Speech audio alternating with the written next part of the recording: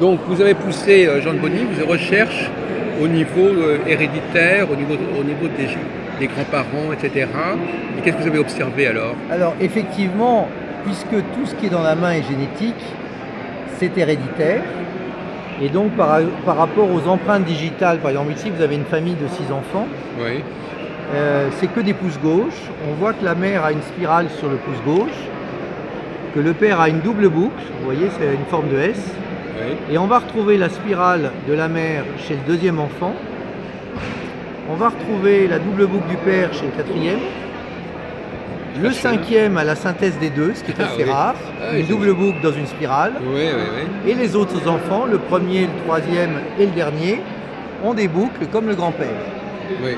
Et donc, on va pouvoir éduquer chaque enfant en fonction de ce qu'il est par nature et pas en fonction de principes généraux qu'on appliquera à toute la fratrie. Oui, très bien, oui. Et là, on s'aperçoit par exemple dans cette famille-là que le deuxième est plus pragmatique que le premier parce que le deuxième a une spirale. Et que le deuxième est motivé par la difficulté parce qu'il a des spirales sur le pouce. D'accord.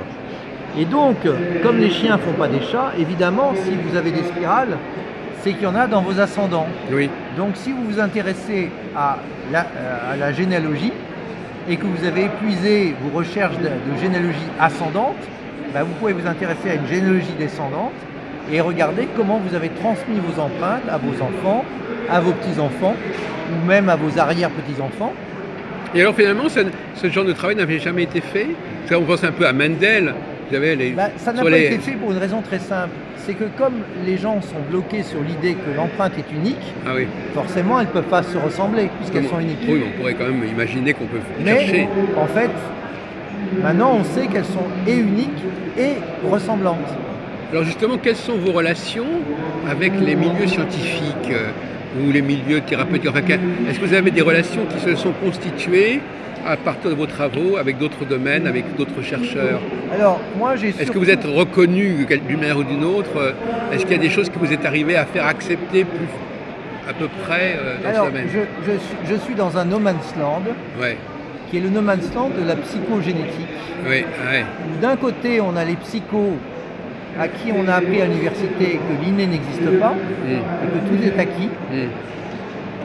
Et de l'autre côté, on a les généticiens à qui on a dit surtout n'allez pas dans la psycho, c'est un terrain miné.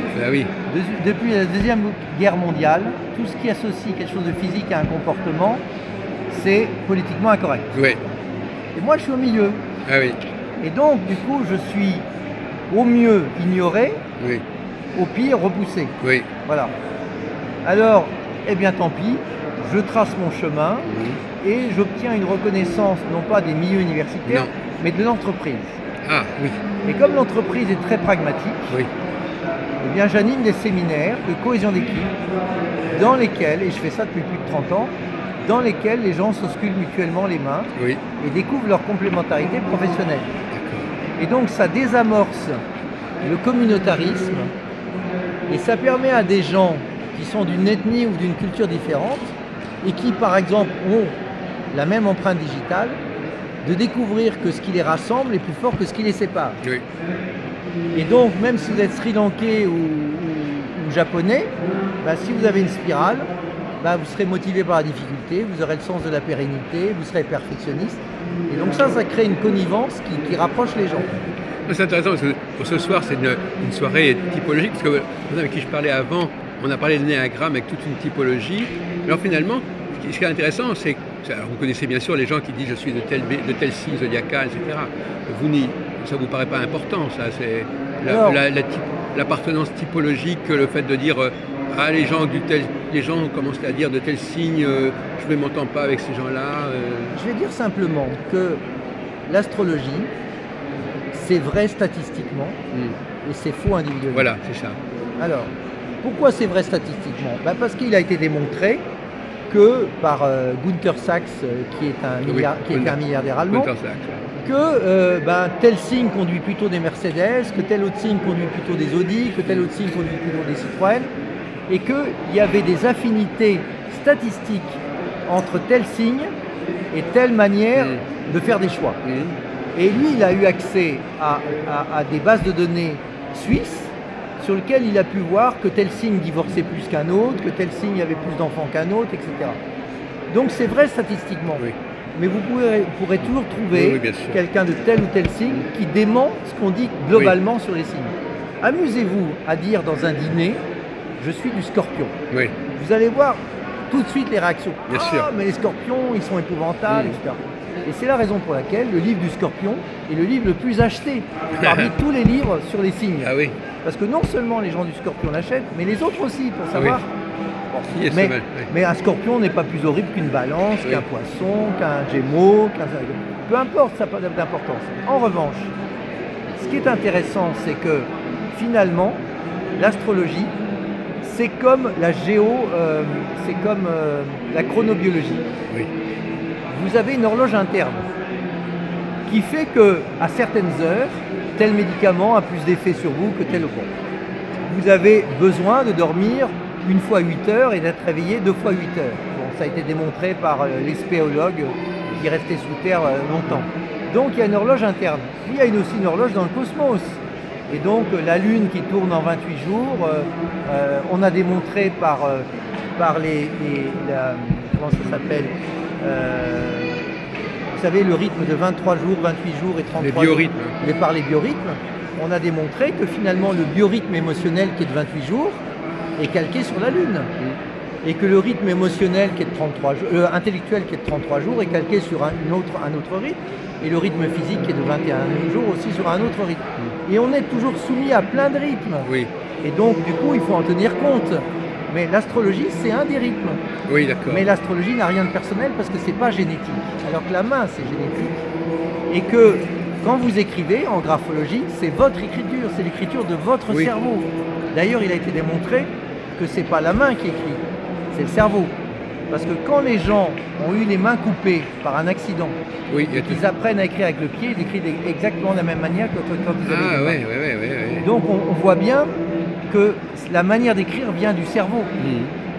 Et donc c'est pour ça que la graphologie est plus indiscrète que l'analyse des mains.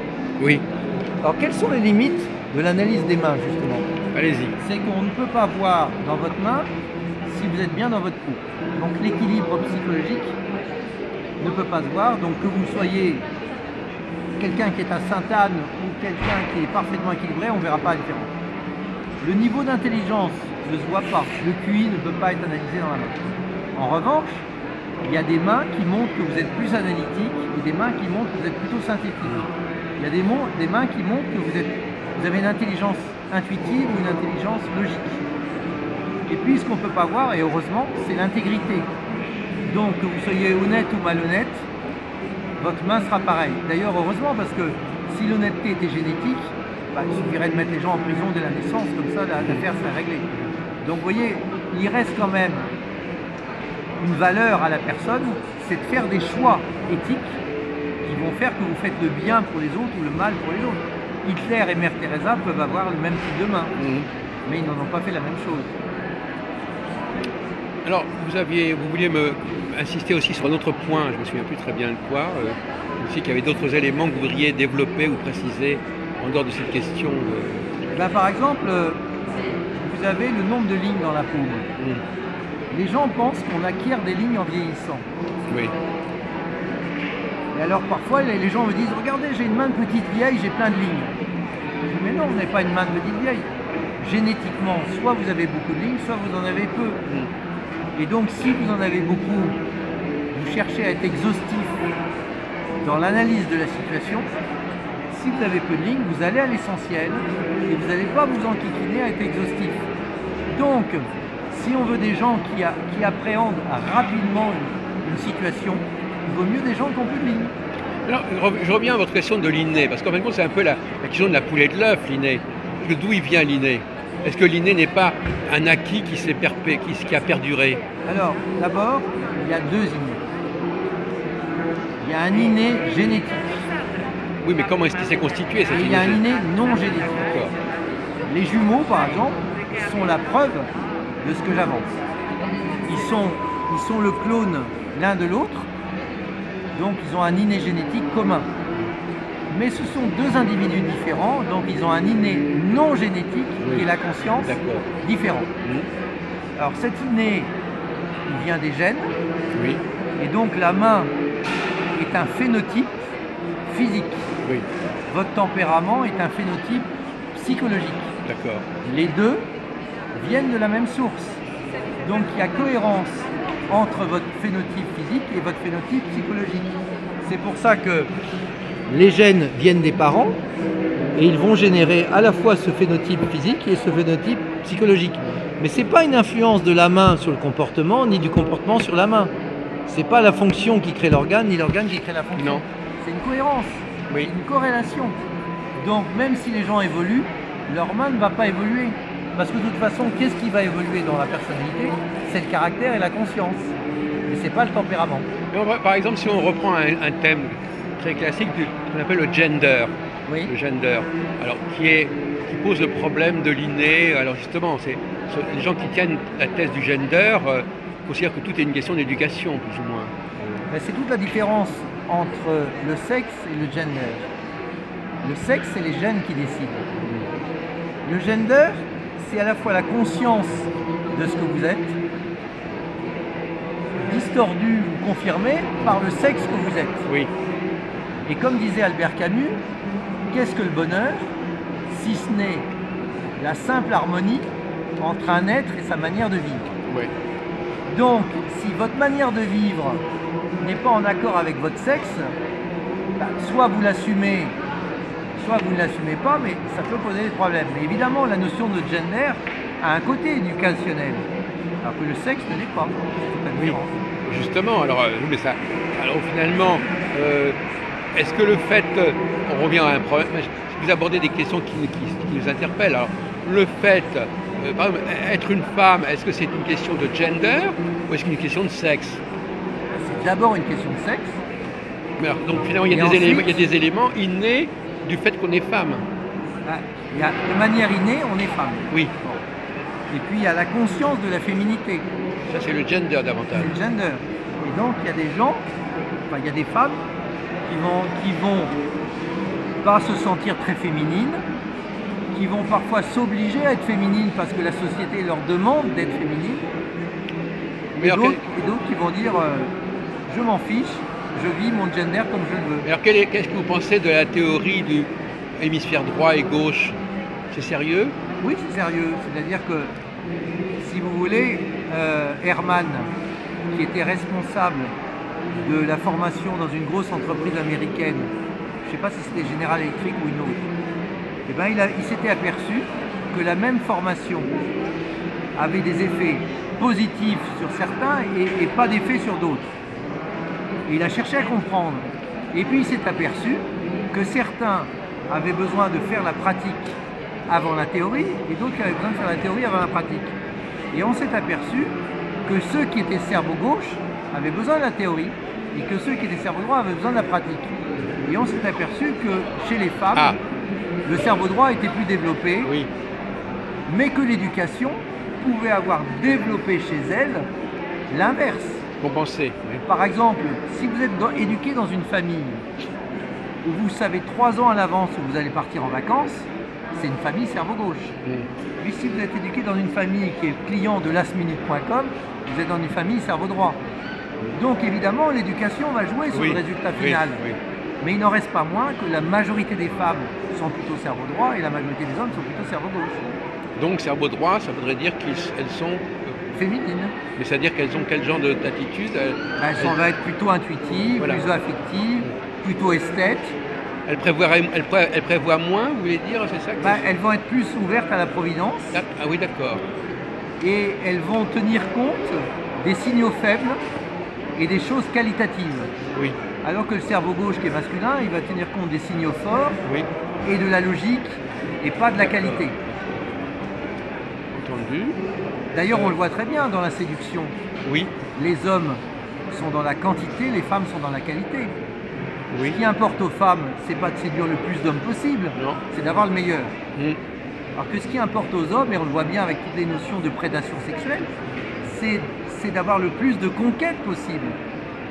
Et donc, qu'est-ce qui va faire que l'homme ne sera pas dans cette logique de conquête, c'est son éthique personnelle, et c'est aussi le fait que l'Église, il y a 2000 ans, va canaliser. A dit aux hommes, eh bien écoutez, au lieu d'avoir plusieurs femmes, vous n'en aurez qu'une, mais en échange, votre descendance portera votre nom.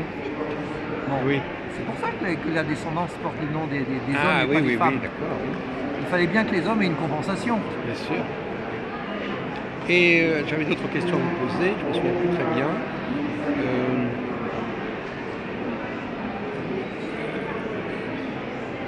Donc,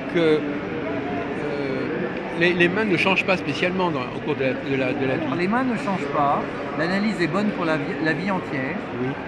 Au même titre que vous êtes génétiquement un homme, vous êtes génétiquement de tel tempérament. Ce qui change, c'est l'utilisation que vous avez de votre tempérament, mais ce n'est pas le tempérament lui-même. Je vais reprendre la métaphore musicale que j'ai pris pour la graphologie. La main, c'est l'instrument, l'écriture, c'est le son qui en sort. Eh bien, si la main a décidé que vous êtes un saxophone, vous êtes un saxophone. Si la main a décidé que vous êtes un piano, vous êtes un piano.